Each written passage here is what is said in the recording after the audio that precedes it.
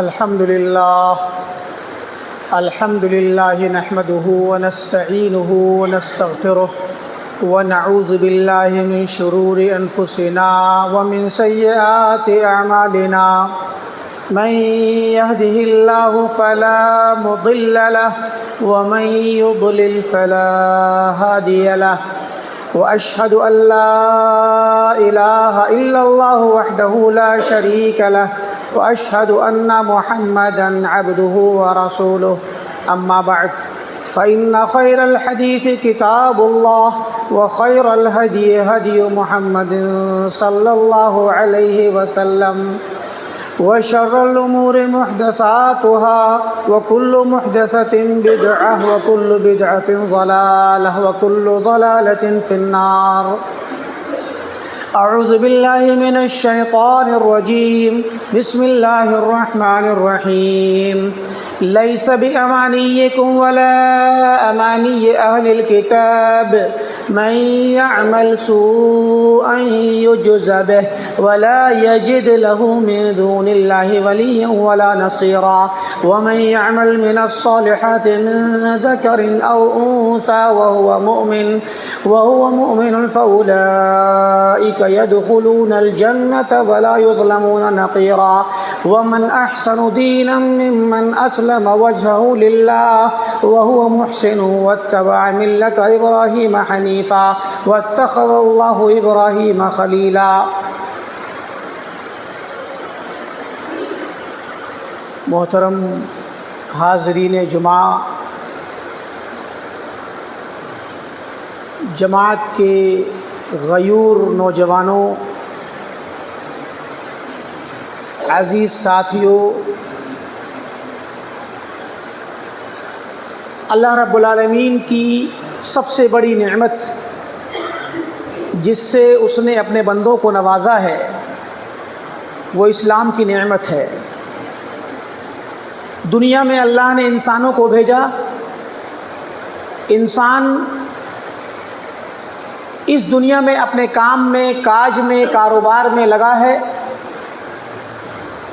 لیکن کامیاب انسان وہی ہے جسے اللہ نے توفیق دی اور وہ اللہ کی نعمت سے، نعمت ہدایت سے سرفراز ہوا.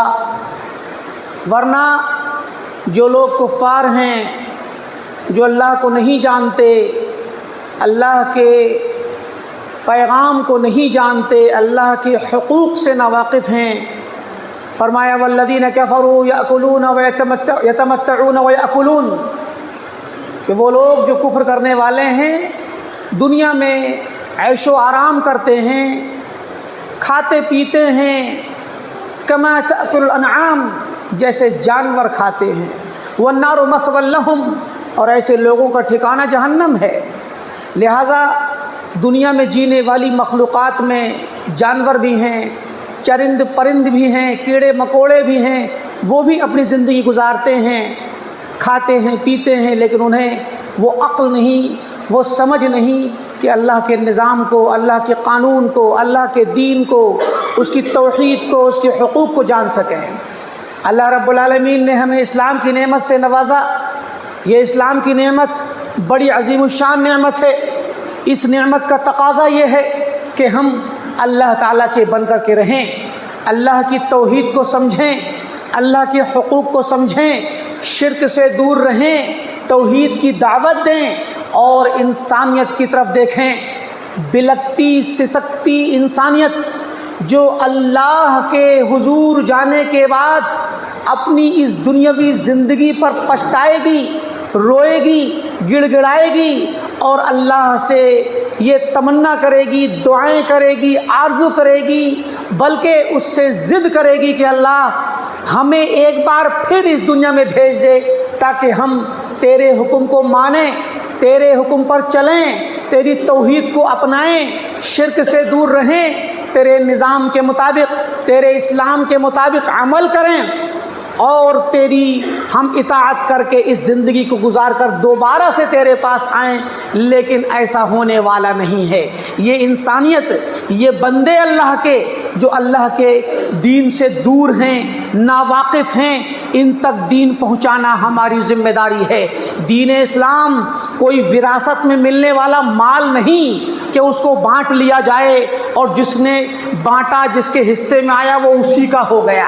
جیسا کہ مال و دولت ہوتی ہے، جائیداد، مکان، زمین ہوتے ہیں، انہیں بانٹ لیا جاتا ہے۔ اسلام ایک پیغام ہے، اسلام ایک امانت ہے۔ یہ امانت ہمیں دوسروں تک پہنچانی ہے، یہ ہم سب کا کام ہے۔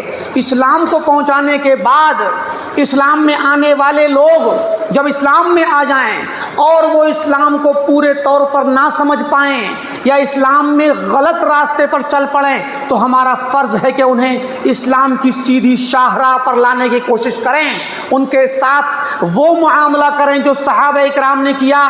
صحابہ اکرام نے جو راستہ دکھلایا، اللہ کے نبی صلی اللہ علیہ وسلم نے صحابہ کے طریقے کو اپنے طریقے کے ساتھ جوڑ کر کے بتلایا کہ ما انا علیہ واصحابی، میرا طریقہ اور میرے صحابہ کا طریقہ وہ ہے جو قیامت تک آنے والی انسانیت کے لیے رشد و ہدایت ہے اور قیامت میں اللہ کے یہاں نجات پانے کے لیے معیار ہے۔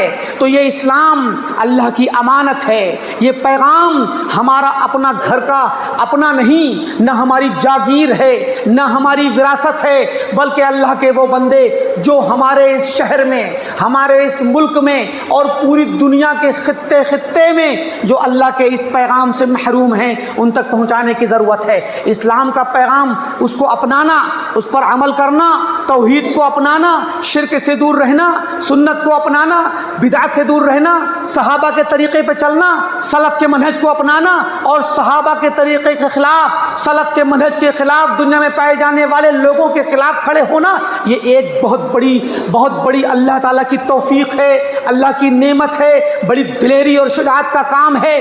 ہر کسی کے بس کی بات نہیں کہ وہ توحید کو لے کر کھڑا ہو جائے اور شرک سے ٹکرا جائے، شرک کے مقابلے میں کھڑا ہو، اسلام کو لے کر کھڑا ہو اور کفر سے ٹکرا جائے اور خالص اللہ کے نظام کو، اللہ کے قانون کو، اللہ کی توحید کو، اللہ کی ہدایت کو، اللہ کے پیغام کو اس دنیا میں اپنے اوپر نافذ کرے اور لوگوں کو دکھلائے کہ یہ اللہ کا پیغام ہے، یہ اللہ کا حکم ہے، اس پر چلنا، یہ استقامت۔ اللہ کے نبی نے فرمایا تھا ایک وقت آئے گا جس وقت میں عمل کرنے والے شخص کو، دین پر چلنے والے شخص کو 50 صحابہ کرام کے عمل کے برابر بھی اس کو اجر ملے گا۔ صحابہ نے پوچھا ہم میں سے؟ کہا جی ہاں تم میں سے۔ کیوں؟ کیونکہ ایسا زمانہ آئے گا جس میں دین پر چلنا، دین کو مضبوطی سے پکڑنا ایسے ہوگا جیسے آگ کے انگارے کو مٹھی میں پکڑ لینا۔ صحابہ کرام نے اس امت میں سب سے پہلے دین اسلام کو اپنایا۔ مکہ کی طرف جائیے، لوٹیے دور نبوت میں، عہد مکہ میں لوٹیے جب اللہ کے نبی محمد عربی صلی اللہ علیہ وسلم نے دین کا پیغام پہنچایا اور دین کی تبلیغ کی، لوگوں کو دین کا، توحید کا پیغام سنایا، لوگوں نے جب عمل کیا، لوگوں نے قبول کیا، توحید کو اپنا کر توحید کے متوالے بنے، شرک کے خلاف کھڑے ہوئے تو مشرکین نے چاروں طرف سے ان کا بائیکاٹ کیا، ان کے ساتھ سختیاں کی، ان کو عذاب سے دوچار کیا، تکلیفوں سے دوچار کیا، مارا پیٹا، عذاب دیا، مکہ کی گلیوں میں گھسیٹا۔ یہ صحابہ کرام کا وہ استقامت والا نمونہ تھا جو قیامت تک آنے والے مسلمانوں کے لیے ایک مثال ہے۔ لہٰذا دین اسلام کو ایسے ہی رسمی طور پر اپنا لینا، نام کے طور پر اپنا لینا، یہ مسلمان کا شیوا نہیں۔ اللہ تعالی ہم سے چاہتا ہے کہ ہم دین پر چلیں، اپنے دین کو اپنائیں، اپنے آپ پر نافذ کریں اور دوسروں کے سامنے نمونہ بنیں، دوسروں تک پہنچائیں اور اس کو اخلاص کے ساتھ، محبت کے ساتھ، تعاون کے ساتھ، باہم مل جل کر کے، جو جماعت ہے مسلمانوں کی، آپس میں مل جل کر تعاون سے رہے، محبت سے رہے، جیسے صحابہ اکرام رہتے تھے، جیسے صحابہ نے اخلاص کا نمونہ پیش کیا۔ گردن تو کٹا لی مگر توحید کے خلاف نہیں گئے، گردن تو کٹ گئی، ہاتھ پیر کٹ گئے، جانیں چلی گئیں، مال چھن گیا، گھر بار چلا گیا، بیوی بچے چھین لیے گئے، مگر اس کے باوجود صحابہ کرام نے اپنے دین سے ایک इंच के बराबर भी समझौता करना मुनासिब नहीं समझा, बल्कि अपनी जान को कुर्बान किया। सहाबा किराम ने मक्का में जो कुर्बानियाँ दी वो सबको मालूम है। उसके बाद मक्का से कुर्बानियाँ देने के बाद मदीना आए। मदीना के हालात में अल्लाह ताला ने ये जायज़ करार दे दिया, इजाज़त दे दी कि जिन सहाबा का माल छीना गया है, उनके घर बार छीने गए हैं, उनकी ज़मीनें छीन करके मक्का वालों ने भगाया है, उनके बीवी बच्चे छीन लिए, वो सहाबा मुसअब बिन उमैर जैसा नौजवान जो मक्का की गलियों से गुजरता था तो फिर मक्का की गलियां उसकी खुशबू से मुअत्तर हो जाया करती थी। घर में इत्र लगाता तो दूर दूर की गलियों में खुशबू महसूस होती और लोग कहते कि इत्र लगाया है मुसअब बिन उमैर ने। इतना शान और शौकत वाला शहजादा वो उमैर जब मक्का से निकला तो उसके घर वालों ने सारा माल छीन लिया, बेकार बेसरो सामान के जाने दिया। और जब मदीना में आया तो अल्लाह के नबी का दाई बन करके मदीना में उसने दावत का काम किया। अकेला तन्हा दाई मदीना में दावत का काम किया। अल्लाह के नबी के हुक्म पर इस्लाम को फैलाया। मदीने वालों ने अल्लाह के नबी के इस पैगाम को मुसअब बिन उमैर के ज़रिए सीखा। मुसअब बिन उमैर ने अपने सारे के सारे ऐशो आराम को तज दिया। इसी तरीके सुहैब रूमी को देखिए, उन्होंने मालदार थे, खूब पैसा कमाया, ताजिर थे, जाने लगे मक्का से। मक्का वालों ने रोक लिया, कहा या तो यहीं ठहरो या फिर अपना सारा माल और जायदाद छोड़ कर जाओ। तुम मक्का में आए थे, फकीर और कल्लाश थे, तुम्हारे पास पैसा नहीं था, हमने तुम्हें पनाह दी। रूमी थे, रूम से भाग करके आए थे। तो फिर फरमाया, कहने लगे कि तुम्हें या तो यहीं रहो या अपना माल और जायदाद जो यहाँ कमाया है यहीं छोड़ करके जाओ। सुहैब रूमी ने कहा, रख लो सारा माल, सारी दौलत रख लो, तन्हा जाऊंगा, मैं अपने दीन की हिफाजत करूंगा। सहाबा इकराम ने इस तरह कुर्बानियाँ दी। अब्दुर्रहमान बिन औफ ने अपना सारा माल छोड़ दिया, बीवी बच्चे छोड़ दिए, तन्हा मक्का में मदीना पहुँचे। और मदीना के अंसार ने सहाबा का साथ दिया, अपने घरों में बिठाया, अपने घरों में पनाह दी, अपने मालो जायदाद में हिस्सा दिया। सहाबा इकराम ने इस मुसलमानों की जमात को अपना बनाया, अजनबियों को अपना बनाया, अपना भाई बनाया, अपने मालो जायदाद में, अपने घर वालों में। हत्ता के सहाबा ने कहा, हमारी बीवियां हैं, देख लो जो पसंद आए उसको छोड़ देंगे, तुम शादी कर लेना। यहाँ तक के वाक़यात पेश आए। ये सहाबा का ईसार था, सहाबा का इखलास था, सहाबा की मोहब्बत थी और अपने मुसलमान भाइयों के लिए मोहब्बत का जज्बा था, ताउन का जज्बा था, भाईचारगी का जज्बा था। अल्लाह के नबी सल्लल्लाहु अलैहि वसल्लम के साथ मक्का में जब मुसलमानों के साथ जुल्म हुआ, अल्लाह के नबी के साथ जुल्म हुआ, मक्का वालों ने सताया, उसके बाद जब मदीना में आए तो अल्लाह ने इजाज़त दे दी कि कोई बात नहीं, इन मक्का वालों ने तुम्हारा सारा माल छीन लिया है, तुम्हारे घर छीन लिए हैं, तुम्हारी जायदादें छीन लिए हैं, तुम्हारे बीवी बच्चे छीन लिए हैं, तो कोई बात नहीं, ये लोग जब तुम्हें रास्ते में मिले, मक्का से निकलकर शाम को जाएं तो तुम इनके काफिलों को रोको और इनसे अपना माल वापस लो, अपना हक वापस लो। कितना ही माल छीन लेंगे लेकिन घर ज़मीन जायदाद के बराबर फिर भी नहीं हो सकता। बीवियां पकड़ रखी हैं, बच्चे रोक लिए हैं, उसके बराबर नहीं हो सकता। मक्का के वाले मुसलमान मदीना में आने के बाद रोते थे, मदीना में आकर मक्का की याद आती थी, अपनी सरजमीन को रो रो करके अपनी मादर वतनी को याद करते थे, मक्का को याद करते, रातों में नींद नहीं आती थी। बिलाल और अबू बकर बिलक बिलक के रोते थे, मक्का की याद आती थी। अल्लाह के नबी ने कहा, ये भी मेरे रब का हुक्म है, अब तुम मक्का नहीं जा सकते, लिहाजा अब तुम उन जालिमों से बदला लो जिन जालिमों ने तुम्हारे माल और जायदाद छीने हैं, तुम्हें घरों से निकाला है। तसव्वुर कीजिए किसी को उसके घर से निकाल दिया जाए, उसकी ज़मीन छीन ली जाए, उसकी बीवी पकड़ ली जाए, रोक ली जाए, उसके बच्चे छीन लिए जाएं और भगा दिया जाए उसको, वो बेचारा अपनी जान बचा करके भागे तो उसको कितनी याद आएगी अपने बीवी बच्चों की, अपने मालो जायदाद की। मुसलमान रोते थे, बिलकते थे, उन्हें याद आती थी मक्का की, तो उनको इजाज़त दे दी गई कि इन जालिमों से तुम बदला ले लो। ये गुजरते हैं अपने आराम से, मक्का से होकर के मदीना से होकर के जाते हैं शाम को, तो इनके रास्ते में इनके काफिलों को रोको और इनसे इनका माल लूटो, क्योंकि तुम्हें इन्होंने लूटा है, तुम्हारे मालो जायदाद और तुम्हारे बीवी बच्चों को लूटा है, इन्होंने कत्ल किया है तुम्हें और तुम्हारे रिश्तेदारों को, तुम्हारे घर वालों को, और तुम्हें मारा पीटा अजाब दिया है, इनसे बदला लो। इसी वजह से अबू सुफियान का काफिला जब शाम को गया, अल्लाह के नबी के जासूस ने खबर दी कि अल्लाह के नबी अबू सुफियान शाम जा रहा है, तो शाम जाने वाले काफिले का आपने पीछा किया तो لمبوں تک پہنچنے کے بعد وہ قافلہ نکل گیا. پھر آپ واپس آئے کہ شام سے جب قافلہ دوبارہ لوٹ کر کے مدینہ کی طرف سے گزرے گا, بدر کی طرف سے گزرے گا, ہم پھر سے ان کا سامنا کریں گے. اس کے بعد کیا ہوا کہ جب شام سے قافلہ واپس آنے لگا تو اللہ کے نبی کے جاسوسوں نے خبر دی کہ ابو سفیان واپس آتا ہے. تو ابو سفیان کی واپسی پر اللہ کے نبی نے پھر نکلنے کے لیے صحابہ سے کہا, مشورہ مانگا صحابہ اکرام سے.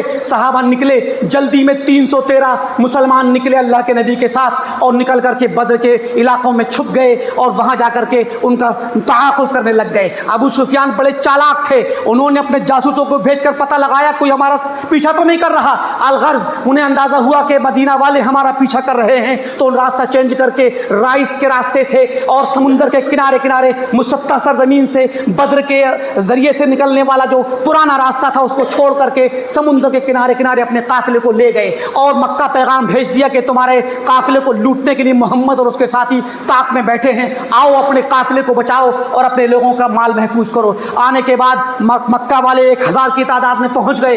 آپ جانتے ہیں بدر کا واقعہ, جب پتہ چلا اللہ کے نبی کو ابو سفیان نکل گیا اور مکہ والے آ پہنچے ہیں اور جنگ اب قریب ہے, لہٰذا اب ہمارے پاس یا تو جنگ کریں یا پھر قافلے کا سامنا کریں.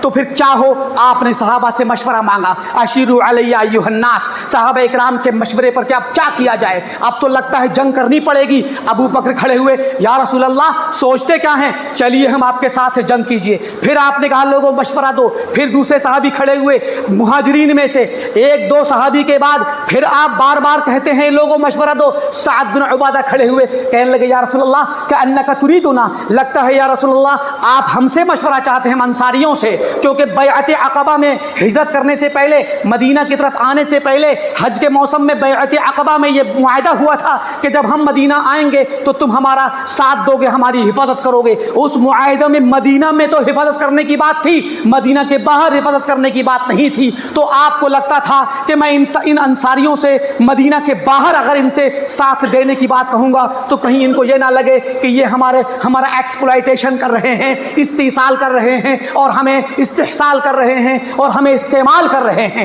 لہٰذا سعد بن عبادہ نے کہا یا رسول اللہ لگتا ہے آپ ہم سے مشورہ چاہتے ہیں, چلیے کہاں جانا ہے. اللہ کی قسم لو خضت بنا ھذا البحر لخضناه معك, اگر آپ اس سمندر میں کود پڑیں ہم بھی آپ کے پیچھے کودیں گے. لو رکبت معنا الى برق الغماد, دور دراز کی جگہ اس آخری علاقہ جو سمندر کے قریب تھا برق الغماد, کہا اگر وہاں تک بھی جائیں ہم آپ کے ساتھ جائیں گے. ہم جنگ میں ٹھہرنے والے, صبر کے ساتھ ثابت قدم رہنے والے لوگ ہیں, دشمن کی ملاقات میں سچے ہیں. اگر دشمن کا سامنا ہوگا ہم میں سے کوئی شخص پیچھے نہیں رہے گا. اللہ کے نبی کا چہرہ خوشی سے کھل اٹھا. اس کے بعد مقداد بن اسود کھڑے ہوئے. عبداللہ بن مسعود رضی اللہ عنہ فرماتے ہیں میں نے دیکھا مقداد کو, مقداد کھڑے ہوئے کہتے ہیں یا رسول اللہ ہم وہ موسیٰ کی قوم نہیں جس موسیٰ کی قوم نے کہا تھا فلسطین میں داخل ہونے کے لیے. موسیٰ نے کہا چلو دشمنوں سے لڑنا ہے تو کہا تھا اذهب انت وربك فقاتلا انها هنا قاعدون, جائیے آپ اور اللہ جا کر کے لڑیں, ہم یہاں بیٹھ کے دیکھتے ہیں, آپ جیت جاؤ گے تو ہم فلسطین میں داخل ہو جائیں گے. مقداد بن اسود رضی اللہ عنہ نے کہا یا رسول اللہ ہم موسیٰ کی قوم نہیں جو ویسے کہیں, ہم وہ ہیں جو آپ کے ساتھ جائیں گے. ولکننا نقاتل معك عن يمينك وعن شمالك ومن بين يديك ومن خلفك, اللہ کے رسول ہم آپ کے ساتھ جائیں گے, آپ کے داہنی طرف سے بھی ہم لڑیں گے, آپ کے بائیں طرف سے بھی ہم لڑیں گے, آپ کے سامنے سے آپ کا دفاع کریں گے, آپ کے پیچھے سے آپ کا دفاع کریں گے, ہم میں سے کوئی شخص پیچھے رہنے والا نہیں. صحابہ اکرام کی اس بات کو سن کر عبداللہ مسعود فرماتے ہیں اللہ کی قسم اگر یہ جملہ مجھے بولنے مل جاتا, میری تمنا تھی کاش یہ جملہ میں بولتا, پوری دنیا کی ہر نعمت سے میرے لیے بہتر تھا. عبداللہ بن مسعود رضی اللہ عنہ فرماتے ہیں مقداد بن اسود نے جب یہ بولا اللہ کے نبی کا چہرہ خوشی سے چمک اٹھا. آپ خوش ہوئے کہ میرے انصاریوں نے میرا ساتھ دینے کے لیے میری ہمت بٹائی ہے. اس کے بعد کیا ہوتا ہے, مشرکین کا سامنا ہوتا ہے. صحابہ اکرام کی قربانیاں دیکھیے, دین کے لیے جذبہ دیکھیے, انہوں نے کس طرح دین کے لیے صحابہ اکرام نے اپنے آپ کو پیش کیا. اللہ کے نبی نے دیکھا مشرکین کے قریب آنے کے بعد جنگ جب بالکل قریب ہو گئی اور حالات ایسے ہو گئے کہ مشرکین کا سامنا کرنا پڑے, تو آپ نے کہا کہ آئیے مسلمانوں دفاع کرو اپنے دین کا, دفاع کرو اپنے نبی کا, اور جو شخص دفاع کرے گا اپنے نبی کا اس کے لیے جنت فرض ہے, اللہ اس کو جنت नसीब करेगा। आपने रो रो करके दुआ की, अल्लाह अगर ये आज तेरी जमात, ये 313 मुट्ठी भर मुसलमान आज हलाक हो गए तो इस सरजमीन पर तेरी इबादत करने वाला कोई नहीं बचेगा। आपने दुआ की, आपने हाथ उठाए, आपके हाथ इतने ऊंचे गए कि आपकी चादर गिर गई। अबू बकर ने कहा, या रसूल अल्लाह, अल्लाह पर यकीन रखिए, अल्लाह आपकी दुआ सुनेगा, आपको रुसवा नहीं करेगा, बस कीजिए। उसके बाद होता है क्या, जब मुश्रिकीन का सामना होता है, आप कहते हैं कि क़ूमू इला जन्नतिन अर्दुहा अस्समावातु वल अर्द, ऐ मेरे सहाबा निकलो उस जंग के लिए, उस जंग के लिए निकलो जिस जंग के नतीजे में अल्लाह ताला तुम्हें जन्नत नसीब करेगा, ऐसी जन्नत जो आसमान और ज़मीन के बराबर चौड़ाई रखती है। उमैर बिन हुमाम एक सहाबी हैं, अंसारी सहाबी, खजूर खा रहे थे, कहने लगे, या रसूल अल्लाह, क्या जन्नत इतनी बड़ी है, और अगर मैं इस जंग में लड़ूं और मारा जाऊं तो शहीद होकर जन्नत में जाऊंगा? आपने कहा, जी हाँ, तुम जन्नती बनोगे। फौरन खजूर फेंक देते हैं और जाकर के लड़ते हैं और शहीद होते हैं। पहले अंसारी सहाबी, जंगे बद्र में शहीद होने वाले पहले अंसारी उमैर बिन हुमाम रज़ी अल्लाह ताला अन्हु। आप देखें, जंगे बद्र के लिए जब अल्लाह के नबी निकलने लगे तो उस वक्त आपने सहाबा इकराम को इकट्ठा करना चाहा तो उनमें एक नौजवानों का जोश देखिए, नौजवान सहाबा की तरबियत देखिए। हज़रत साद बिन अबी वक्कास के भाई उमैर बिन अबी वक्कास रज़ियल्लाहु ताला अन्हु 16 साल के थे, पब्लिक के दरमियान छुपे छुपे फिर रहे थे, लोगों के पीछे खड़े होते। साद ने बोला, इधर आओ। कहा, क्यों पीछे पीछे लोगों के घूम रहे हो और सामने नहीं आते, छुपते क्यों हो? कहा, भाईजान, मुझे डर है कि अल्लाह के नबी ने मुझे देख लिया तो छोटा समझ करके मना कर देंगे, मुझे जंग में जाने से रोक देंगे। मदीना में थे जब की बात है। तो कहा कि मैं चाहता हूं कि मैं अल्लाह की राह में निकलूं और मैं लड़ूं और जाके शहीद हो जाऊं, लिहाजा मैं अल्लाह के नबी के सामने नहीं आ रहा कि मुझे छोटा समझ के वापस ना कर दें। आखिरकार जब साद के कहने से वापस आए, अल्लाह के नबी ने कहा कि उमैर, तुम छोटे हो, तुम अभी रुको, तुम ना जाओ। लेकिन उस पर क्या होता है, उमैर रज़ियल्लाहु ताला अन्हु, हमारे माँ बाप कुर्बान हो उन सहाबा पर जिन्होंने दीन की खातिर अपनी जान कुर्बान की। 16 साल का नौजवान अल्लाह के नबी की इस बात को सुनकर के दिल बर्दाश्ता हो गया, रोने लग गया, बिलखने लगा, बिलबिलाने लगा, चीखने लगा, सिसकियां बन गई। अल्लाह के नबी ने कहा, उमैर आ जाओ, कोई बात नहीं, चलो तुम्हारे जज्बे को देखकर तुम्हें जाने देते हैं। वैसे उमूमन अल्लाह के नबी 14 साल से कम बच्चे को नहीं जाने देते थे, ये 16 साल के थे। आप चाहते थे कि अभी नौजवान है, रुके, लेकिन जब वो रोने लगे तो ले गए। उमैर बिन अबी वक्कास रज़ियल्लाहु ताला अन्हु गए जंगे बद्र में और मुश्रिकीन का मुकाबला किया, लड़े, दुश्मनाने इस्लाम को कत्ल किया और आखिरकार सबसे छोटे शहीद, असगर वाहिद, सबसे कम उम्र का नौजवान शहीद हुआ जंगे बद्र के अंदर, साद बिन अबी वक्कास का भाई उमैर बिन वक्कास। आप देखें सहाबा की कुर्बानियाँ। साद बिन खैसमा बिन हारिस अंसारी, ये साद बिन खैसमा, ये लोग निकलने लगे तो इनके बाप ने कहा, खैसमा बिन हारिस ने कहा, बेटे तुम्हारी अभी शादी हुई है। साद से कहा, तुम्हारी बीवी नई नवेली है, बच्चे हैं, तुम अपनी बीवी के साथ रहो, मुझे जाने दो बद्र में। मदीना में जब मशवरा हुआ तो साद ने कहा, नहीं यार अब्बा जान, मैं जाऊंगा। उन्होंने कहा, मैं जाऊंगा। कहा, ठीक है, कुरा अंदाजी कर लेते हैं, जिसका नाम निकलेगा वो जाएगा। इतने में कुरा डाला गया तो साद का नाम निकला। बाप ने कहा, बेटे मेरी बात समझो, मैं बड़ा हूं, मैं अगर शहीद भी हो गया तो घर वालों को देखने के लिए तुम तो हो कम से कम। कहा, नहीं अब्बा जान, मेरा नाम निकला है, मैं ही जाऊंगा। कहा, मुझे जाने दो। कहा, नहीं, जन्नत की बात है, अगर दुनिया की कोई और चीज होती मैं आपको दे देता, जन्नत की बात है, मैं आपको नहीं दूंगा, लिहाजा मैं खुद जाऊंगा। साद बिन खैसमा रज़ी अल्लाह ताला अन्हुमा, साद गए और जाने के बाद ये साद कौन है, इस साद की कुर्बानियाँ, ये साद वो हैं जिन्होंने अपने घर को मदीना वालों में सबसे ज़्यादा खोल रखा था। मक्का वाले आए, मेरे घर में ठहरे, मुहाजिरिन आते थे, आपके घर में ठहरते थे। आपका घर मदीना के अंदर मुसलमानों का सबसे पहला मदरसा था। जान लीजिए आप, सबसे पहला मदरसा मक्का के अंदर मदरसा था हज़रत अरकम बिन अबिल अरकम का।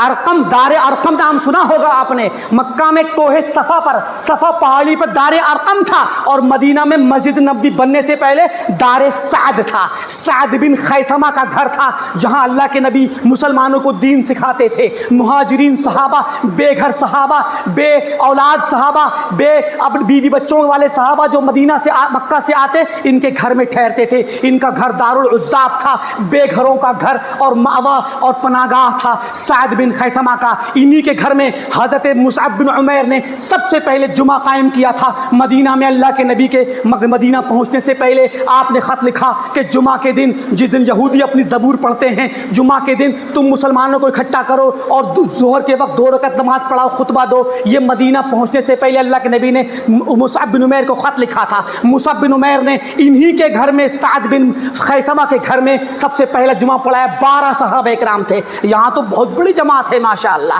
تو پھر 12 صحابہ اکرام کو لے کر کے سعد بن خیثمہ کے گھر میں جمعہ پڑھایا گیا تھا۔ یہ سعد بن خیثمہ جاتے ہیں جنگ میں اور شہید ہو جاتے ہیں۔ ان کے والد خیثمہ بن حارث انصاری جنگ احد میں شہید ہوتے ہیں۔ پورا خاندان لٹ گیا، ان کی بیویاں بیوہ ہو گئیں، بچے یتیم ہو گئے، مگر صحابہ اکرام نے ان چیزوں کی پرواہ نہیں کی۔ آپ دیکھیں اسی جنگ کے اندر، جنگ بدر میں حذیفہ بن یمان رضی اللہ تعالی عنہ اور ان کے باپ یمان جن کا نام حسیل تھا، حذیفہ کہتے ہیں میں اپنے باپ کے ساتھ نکلا، ہم دونوں نکلے مدینہ سے کہ جائیں اللہ کے نبی کے پاس ملاقات کر لیں بدر میں، لیکن راستے میں کسی راستے سے گزر رہے تھے، مشرکین نے راستے میں پکڑ لیا، مکہ والوں نے پکڑ لیا اور کہا تم محمد کے پاس جانا چاہتے ہو؟ کہا نہیں ہم تو مدینہ جانا چاہتے ہیں۔ کہا نہیں، تم ہمیں معلوم ہے تم محمد کے پاس جانا چاہتے ہو۔ انہوں نے کہا ہم نہیں جائیں گے۔ کہا قسم کھاؤ، عہد کرو کہ محمد کے پاس نہیں جاؤ گے، ہمارے خلاف نہیں لڑو گے۔ ان دونوں باپ بیٹوں نے قسم کھا لی، عہد پیمان دے دیا، اور اس کے بعد پھر انہوں نے چھوڑ دیا مکہ والوں نے راستے میں، بدر کے راستے میں۔ اس کے بعد کیا ہوا؟ چھوڑا تو دونوں باپ بیٹے بدر میں اللہ کے نبی کے پاس پہنچے۔ حذیفہ نے کہا یا رسول اللہ ہمارے ساتھ ایسا سا واقعہ ہو گیا۔ اللہ کے نبی نے کہا حذیفہ جاؤ تم مدینہ جاؤ، گرچہ مجھے ضرورت ہے کہ میرے ساتھ مجاہدین ہوں، مگر 313 کافی ہیں۔ تم نے مکہ والوں سے عہد کر لیا ہے، دنیا یہ نہ کہے کہ محمد اور اس کے ساتھی عہد کو توڑنے والے بے وفا غدار ہیں۔ قطعاً نہیں، ہم نے عہد کیا ہے تو نبھائیں گے، نفی بعہدہم، ان کے عہد کو ہم نبھائیں گے۔ ونستعین اللہ علیہم، جاؤ ہم اللہ سے ان کے خلاف دعا کر کے مدد لیں گے، اللہ ہماری مدد کرے گا۔ اللہ کے نبی نے ایسے موقع پر بھی عہد کو نبھایا اور وفاداری دکھلائی، اور حذیفہ کو کہا کہ اپنے باپ کے ساتھ تم مدینہ چلے جاؤ۔ حذیفہ کے باپ یمان جنگ احد کے اندر مسلمانوں کے ہاتھوں شہید ہو گئے۔ جب بھگدڑ مچ گئی تھی، خالد بن ولید نے حملہ کر دیا تھا تو مسلمان کو مار بیٹھا، تو حذیفہ کے والد کو مار دیا گیا، شہید کر دیا گیا۔ اور جب خطا کے طور پہ مارا گیا، لوگوں نے سمجھا نہیں تو اللہ کے نبی نے کہا دیت دے دی جائے۔ جب ان کے باپ کی جرمانہ اور دیت دی گئی تو حذیفہ نے کہا یا رسول اللہ یہ مسلمانوں کے لیے وقف ہے، میں جانتا ہوں کہ مسلمانوں نے دھوکے میں قتل کیا ہے، میرے باپ کو جان بوجھ کے کسی نے قتل نہیں کیا۔ تو یہ تھے صحابہ کرام، بہت سی مثالیں ہیں، پوری سیرت نبوی بھری پڑی ہے، پوری تاریخ اسلام بھری پڑی ہے صحابہ کی قربانیوں سے، ایثار سے، اخلاص سے، محبت سے، وفاداری سے، بھائی چارگی سے، تعاون سے، اللہ کے لیے جینے سے، اللہ کے نبی کے لیے جینے سے، دین کے لیے جینے سے۔ لہٰذا ضرورت اس بات کی ہے کہ ہم خود اپنے دلوں کے اندر، اپنے ضمیروں میں توحید کا دیا جلائیں، توحید کی چنگاری کو ہم ہوا دیں تاکہ توحید کا دیا جلے، توحید کی اور سنت کی چنگاری بڑی ہو اور یہ شعلہ بن کر کے ابھرے، اور ہمارے جسموں میں، ہمارے وجود میں، ہمارے جوارح میں، ہمارے ہاتھ پیر میں، ہماری حرکات و سکنات میں، ہمارے افعال میں، ہمارے وجود کے اندر ایک تحریک آئے اللہ کے لیے، اس کے دین کے لیے، توحید کے لیے، سنت کے لیے، صحابہ اکرام کے لیے، اور اللہ کے دین کو آگے بڑھانے کے لیے ہم عملی نمونہ بنیں، اخلاق کا نمونہ بنیں، سچائی کا نمونہ بنیں، وفاداری کا نمونہ بنیں، تاکہ دنیا ہمیں دیکھ کر، ہمارے اخلاق کو دیکھ کر، ہمارے کردار کو دیکھ کر کہ یہ وہ لوگ ہیں جو صحابہ کے ماننے والے ہیں، جو ان ہستیوں کے پیروکار ہیں جنہوں نے پہلی بار اس دنیا میں دین اسلام کو مان کر اس پر عمل کر کے دکھایا۔ لہٰذا ضرورت اس بات کی ہے کہ ہم اپنے دین کا مراجعہ کریں، اپنے احوال کا مراجعہ کریں، اپنے آپ پر نظر ثانی کریں، اپنے روزمرہ کے انداز کو بدلیں اور اپنے آپ کو دین کے لیے نکالیں، اور سب سے پہلے خود اپنے دین پر عمل کریں۔ یا ایھا الذین آمنوا قوا انفسکم واہلیکم نارا، اے ایمان والو اپنے آپ کو اور اپنے گھر والوں کو جہنم کی آگ سے بچاؤ۔ عقل مند انسان وہ ہے، اللہ کی طرف سے توحید، اللہ کی طرف سے نعمت پانے والا، اللہ کی توفیق پانے والا وہ ہے جو خود کو اللہ کے دین پر لگائے اور جہنم کی آگ سے بچا لے اور اپنے بچوں کو بچا لے۔ اللہ رب العالمین سے دعا ہے کہ اللہ تعالیٰ ہم تمام کو توحید پر جینے والا، توحید کے لیے زندگی گزارنے والا، شرک سے بچنے والا، سنت کی محبت میں جینے والا، صحابہ کی محبت میں جینے والا بنا دے۔ جب تک اس دنیا میں رہیں، دین اسلام پر قائم رہیں، جب ہمارا خاتمہ ہو تو توحید و سنت پر پر ہو. وآخر دعوانا ان الحمد للہ رب العالمین. بارک اللہ لی ولکم فی القرآن العظیم ونفعنی وإیاکم بالآیات والذکر الحکیم انہ تعالی جواد کریم ملک بر رؤوف الرحیم.